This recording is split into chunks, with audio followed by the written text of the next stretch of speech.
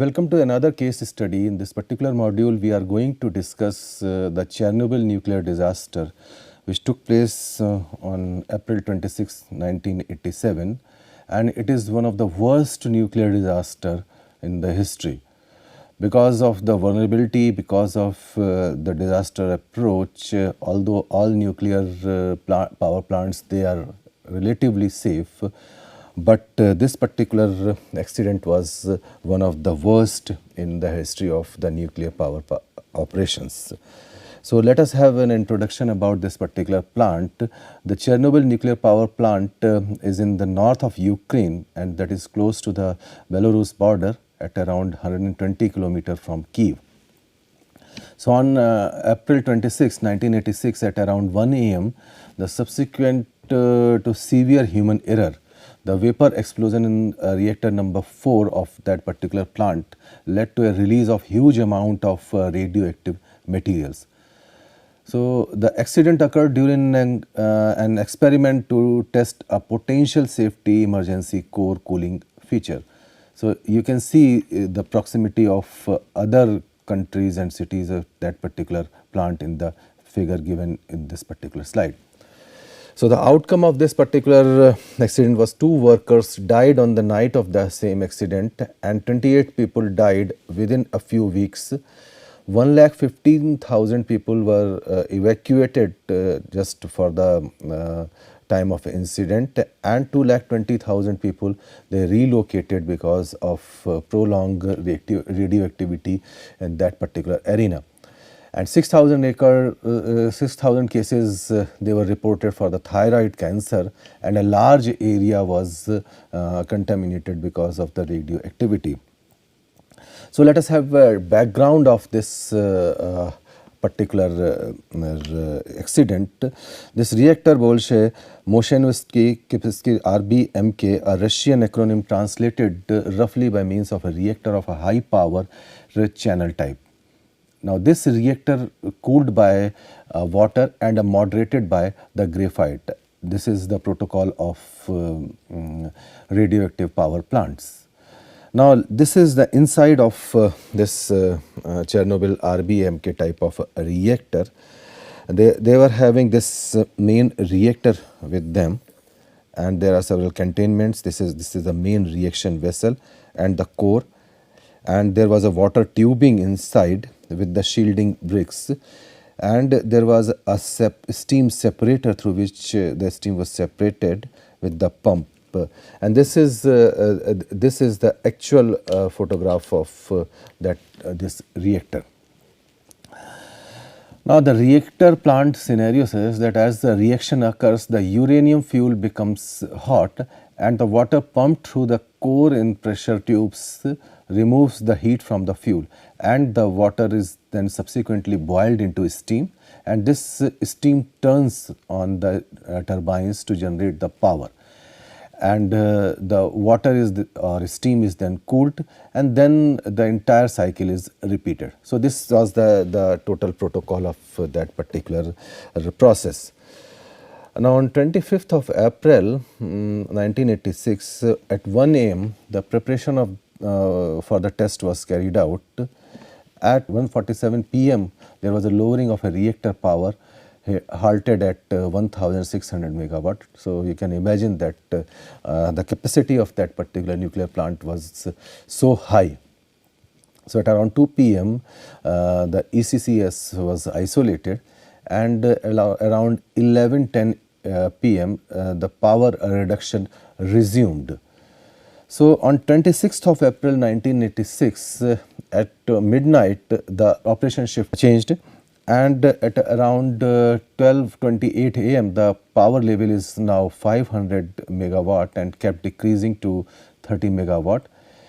At 12:40 am the operator withdrew some of the control rods, and 1 am in the early morning the power had risen to 200 megawatt, and 1:03 am in the morning the connecting the 4th main cooling pump to the left loop of the system 200 megawatt, and around 1 07 am, they connected the fourth main cooling pump to the right of the loop system, and this was a violation of nuclear operation protocol. So they have committed a mistake that they have violated this protocol.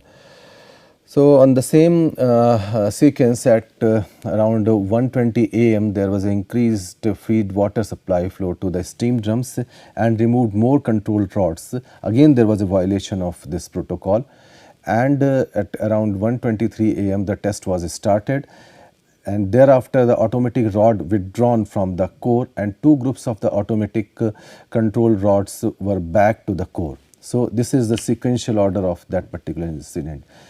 In the same time, the power kept increasing, and then they sensed that there's something wrong in the system. So emergency button was pushed on, and power was around 300 megawatt.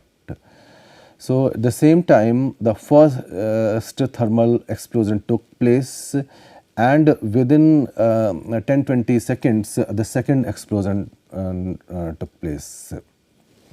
So this is the scenario after the thermal explosion, and this is the actual photograph of the Chernobyl reactor.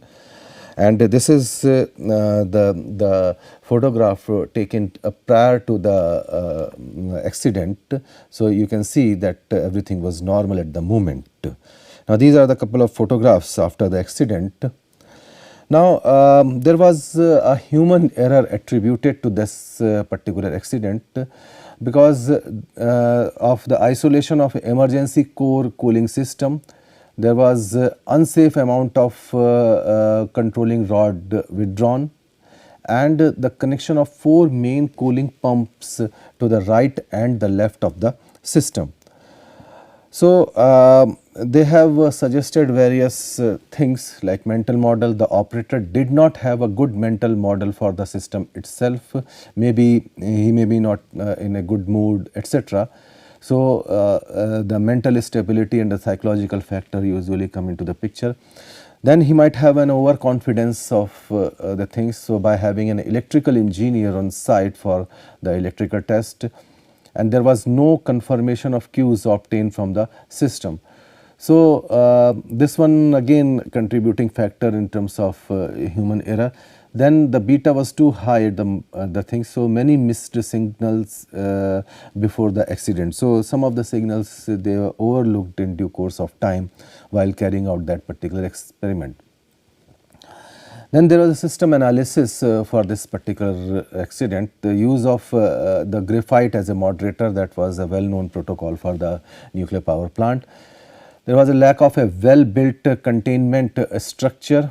Then there was inadequate instrumentation and alarms for an emergency situation, and there was no physical control that prevented the operator from operating the reactor in its unstable state.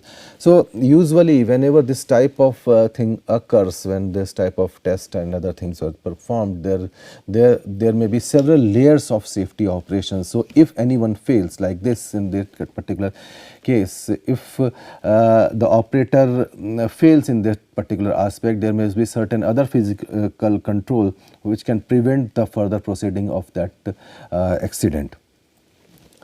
So let us have a look about the summary of the facts. On April 26, 1986, the Chernobyl nuclear power plant, the operator errors caused an accident and a reactor explosion, and this explosion releases around 190 tons of radioactive gases into the atmosphere, and followed by the fire which lasted around 10 days. And if we talk about the people at stake, so 70 million people, they lived in the contaminated area, and 3 million were children. And there was a wind inversion or wind flowing at that point of time that carries radiation for very long distances. So the area in question was large enough compared to the other cases. Now you can see the far reaching of the radiation in this particular diagram here. In the Chernobyl, you can see that the wind inversion took place, and it spreaded in so many areas like this. Now, there was a radioactive fallout from cesium-137, that is after the Chernobyl reactor. You can see that the red spots, they represent the radioactive fallouts in this particular diagram. Now, there was a crisis management at the point of time when the reaction took place. So, immediate reaction by the Soviet government. It was earlier USSR. So, the radiation level on site exceeded the dosimeter's limit and assumptions of various intact reactors. So, all fires were extinguished 5 hours after the accident, but most involved firefighters, they perished later on. Now, evacuation of Pripyat start only 36 hours after the accident, and the entire town was evacuated within 3 hours using 1,100 buses. The government only admitted the accident after the high radiation levels were measured in Sweden. So, you can imagine that the radiation fallout, they approached to the Swedish arena. There were several other further developments in 86.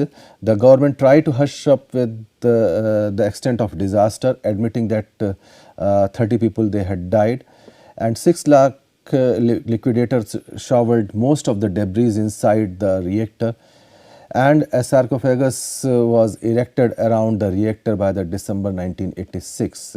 So, you can see that after this accident, it took around 6-7 months to go ahead. Now, there were certain relief operations were carried out, and there were certain advantages and disadvantages associated with the irrational implementation of immediate operations. So, the firemen, they were unaware of that they were fighting. Basically, they were practically unaware that there is a radioactive contamination.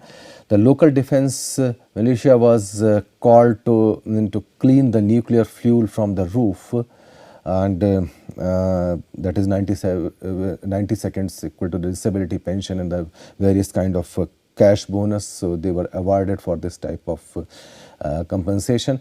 The logical thing was to bury the fire and the tons of radionuclide that remained in the ruins of the reactor. So, that was again issue. The helicopters with sand, boron to absorb the neutrons, they led to shield the radiation, and dolomite which would break down into the carbon dioxide and help to smoother the flame, that was used at the time of relief operation. The pilots and the crews, they received the radiation at a rate of several hundred radiations per hour.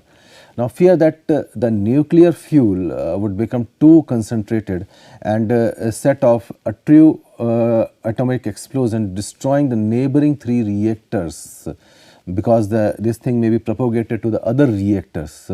So, nuclear fuel this was carried out by hand. So, radioactive emission that started melting the floor. So, you can imagine that how much gravity was it. Now, danger for getting into the contact with the suppression of a pool below the reactor and the water there would instantly vaporize and explode. So, the water was taken out. So, that was again the process of that particular accident. Now, there were several errors attributed to the sarcophagus building. There was no protective clothing or respirator for the workers, and had no shower facility where they could wash the radionuclide from their bodies. And most of the soldiers were later transferred to the point throughout the Soviet Union, also Soviet Union, and there was no accurate number of soldiers participated in the operation. So, there is no data available as on date to find out that how many soldiers those who have participated in that particular rescue operation. An unhealthy environment, that is the burning of radioactive objects like cloth, tree, pets, etc., because the immediate measures, they follow a protocol to burn all kind of radioactive contaminated objects that may include the cloths, various vegetation, animals, etc. So they decided to burn it out off, but that particular environment, that particular activity made the entire environment unhealthy. Now there was an information deficiency. They manipulated to hide the health problem. Soldiers were dislocated to different parts of the Soviet Union. There was a lack of information for the population and that of the countries that might have been affected. So no proper information was provided either by the Soviet Union or other authorities to the neighboring countries or other stakeholders. So evacuation, so everybody left their houses waiting outside to be evacuated under an invisible shower of isotopes. So again, nearby people, they were not being sensitized about the gravity of that particular accident and the gravity of the operation being carried out at the Chernobyl nuclear facility. So let us have a look about the various lessons learned from this particular accident. The Chernobyl is a stepping stone for a new philosophy, that is new terms in the nuclear energy safety culture. So the nuclear power plant, sometimes referred as NPP, is as a unit of a national importance. So in each country they have given the national importance and the safety first. They are just following the concept of safety first. So priority given to the people's safety.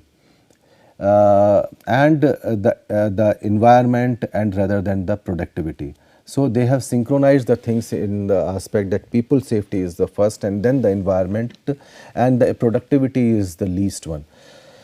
The overhaul of current and the future projects with the focus on risk minimization being carried out by various countries including India, so that they can avoid the reoccurrence of such type of accident, because this particular accident may have a long-term impact to the arena in question. Now let us have a look about the direct casualty. So 5.5 million people still live in the contaminated area. 31 people died in 3 months of radiation poisoning. 134 emergency workers, they suffered from acute radiation sickness. 25,000 the rescued worker died since then the disease caused by the radiation. The cancer affects many others and increase the chances of a birth defect, miscarriage, and other genetic diseases. So these things, they are having the long term impact and sometimes may not contribute towards the statistical analysis of direct casualties. Now there are several other indirect casualties because of the time frame. The things are again catalogued by various authorities. So by year 2000 there were 1800 cases of thyroid cancer in children and others. There are a high number of suicide and a violent death among the firemen, policemen and other recovery workers, may be attributed to some psychological fact because they might have suffering from other radioactive diseases, etc. Now there was a severe environmental impact. So let us have a look about the area and arena, those who are still impacted today. They are the soil, the groundwater, air, food, crop and other livestock. So these are the various areas where those who are affected by this radioactive contamination, and still in a generalized manner these are the major areas which are affected in case of any chemical disaster took place anywhere in the world.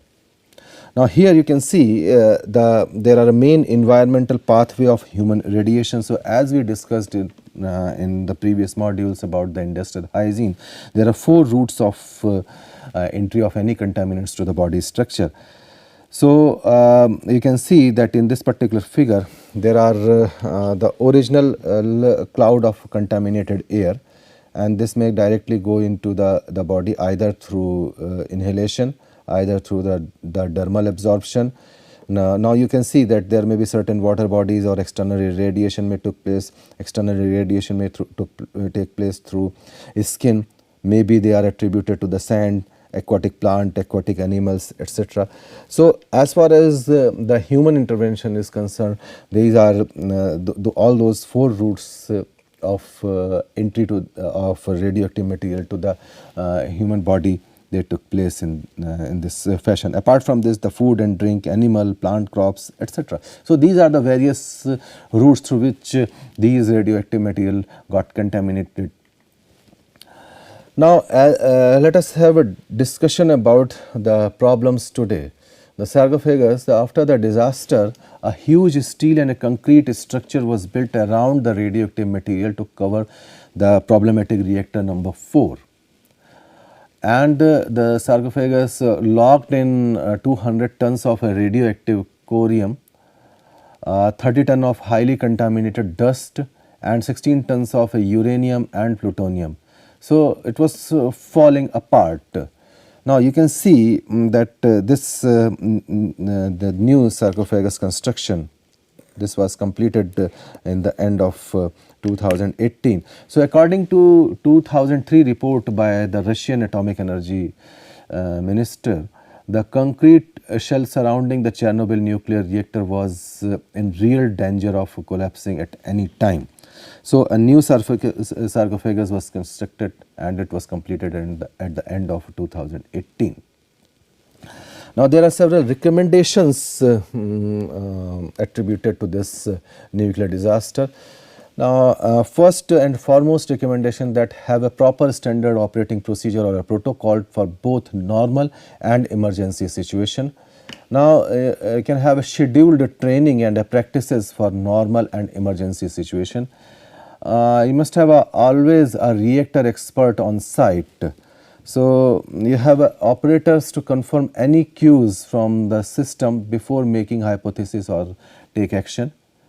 Must have a teamwork kind of environment such that everybody is involved. Now this type of thing attributed to the proper safety training which we had discussed in first modules.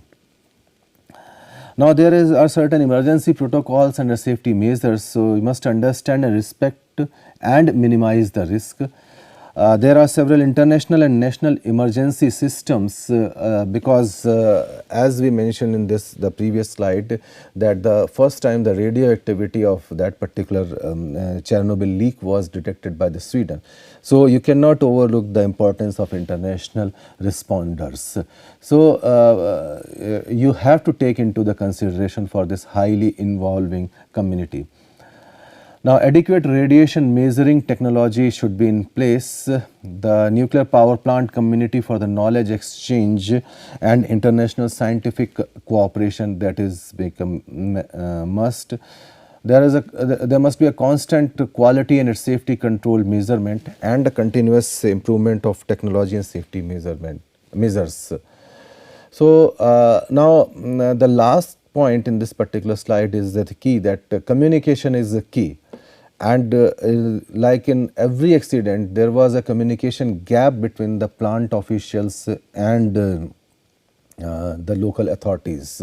So indeed in this Chernobyl disaster, there was a communication gap between the local authorities, because it was the duty of the authorities to train the nearby people.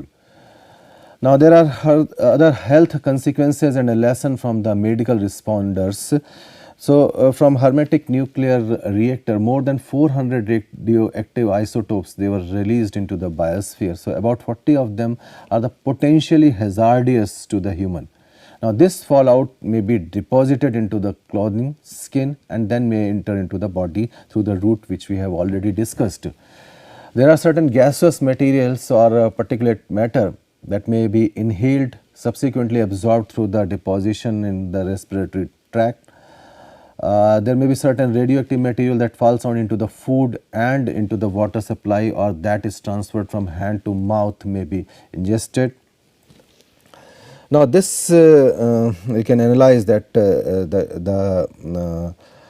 you can see that the white pattern traces in that in this particular figure, shadow of the nuclear cloud for a day given. So you can see that how much gravity is there for the nuclear disasters. Now, we cannot overlook the importance of various half-life and activity of various radioactive nuclei, and the people must be aware about this one. So, in this particular table, we have enlisted the various radionuclei, those who are involved in the nuclear power production, and their respective half-life and their respective activity. So, you can have a look and you can analyze that how gravity is that for those radionuclei.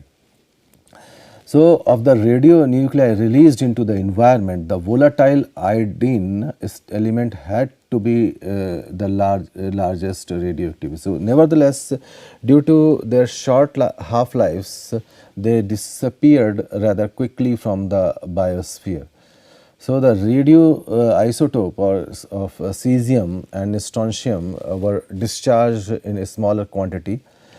However, they have also significantly contributed to the radiation exposure of a person living in the area due to their long physical half-life and the biological role depositing in bones or the soft tissues of the human body respectively. So, there was about 10 times more radiocesium released than the radiostrontium.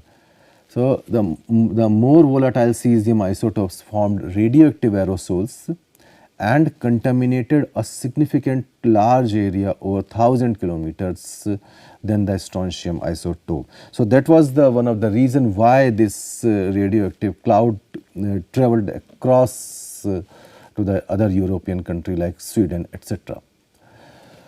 Now, there are main radionuclides contributing to the health effect, like iodine 131, that these are volatile in nature, they are having the half-life of 8 days and they disappeared from the environment in just 2 months. And inhalation and ingestion may cause various problems. They concentrates in thyroid, so may create the thyroid cancer, etc. Whereas the cesium 137, this is volatile in nature, they are having the half-life of 30 years compared to the iodine 131, which is having 8 days. Now, they stay is long in the environment and body eliminates this about cesium 137 in about 100 days. This is homogeneous in nature and distribution in all organs and all soft tissues. So, this is the main problem with the cesium. Now, other biological effect of exposure to this ionizing radiation, that is the deterministic effect, occurs when the dose is above given threshold, that is the characteristic of any kind of the given effect. The severity increases with the dose and many cells die or have a function altered, like various example fibrosis, marrow depletion, cataract, etc. There are certain statistics, the probabilistic things, they have no known threshold. The probability of the occurrence increases with the dose, and this may result from alteration in only one or a few cells, like some sort of carcinogens, like the various neoplasm, genetic disorders, various hereditary problems may occur in due course of time. So, with a disaster from a large radiologically contaminated explosion, most of the victims, they suffered conventional trauma complicated by the radiation and internal radiological contamination. So, this would also be the case in the terrorist use of radiation dispersal explosive devices. So, most of the casualties would have conventional injuries resulting from the chemical explosion and fire. Other would receive the injuries during the rescue attempts, because the radioactive particles or radioactive materials, clouds may get deposited to their cloths or skin, etc. So, very few casualties would have a pure radiation injury. So, a nuclear detonation would yield a similar casualty distribution, but on a very vastly larger scale. Usually cataracts, it was developed in 13 patients by 2001 among the confirmed by the ARS cases. So, the Chernobyl reactor accident has clearly shown that the exposure to iodine isotopes may cause an increase in the prevalence of thyroid carcinoma. So, in between 1987 to 2000, about 1,800 thyroid cancers have been observed in 18 million children, that is less than 18 years old, living in the most contaminated area of Belarus, Ukraine or Russia, those who were involved in that particular type of nuclear radiation. Now, increase observed mainly in the children under 15 years of age, and incidence rate multiplied by 100 in the most affected areas of Belarus and northern part of Ukraine in 1990 to 1994. 95% and 60% of cases observed among the children less than 10 and 5 years at the time of accident respectively.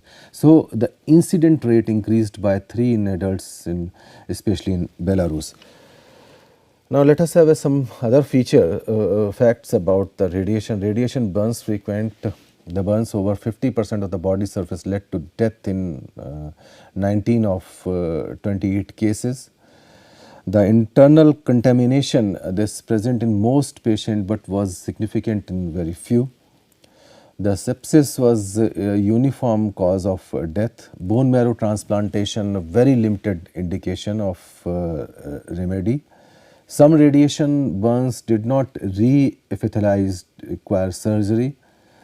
Now, there are certain activities involved in the Chernobyl Humanitarian Assistance and Rehabilitation Program, that is called CHAP.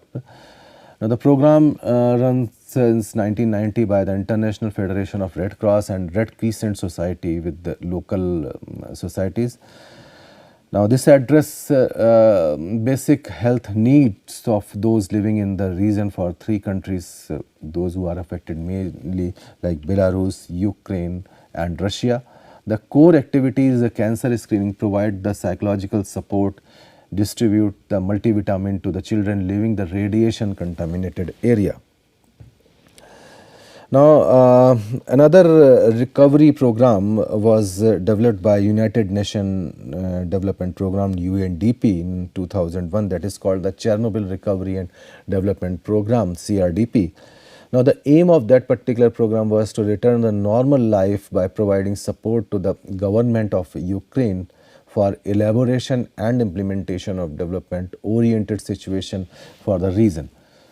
Another aim was to mitigate the long-term social, economic and environmental consequences and to create the more favorable living condition to promote the sustainable human development in the affected region. So, that was the main aim of this CRDP program. Apart from this, International Atomic Energy Agency IAEA, they have created and they have employed a safeguard system which is among the most advanced for any safeguarded nuclear facility, and that is implemented to all the countries, those who are having the nuclear power facilities. They have remotely monitored on-site inspection and seals to ensure that non-diversion of any kind of nuclear material. So, in this particular module, we have discussed about the nuclear disaster with a case study of Chernobyl, and if you wish to have a further reading, then we have enlisted different references for your convenience. Thank you very much.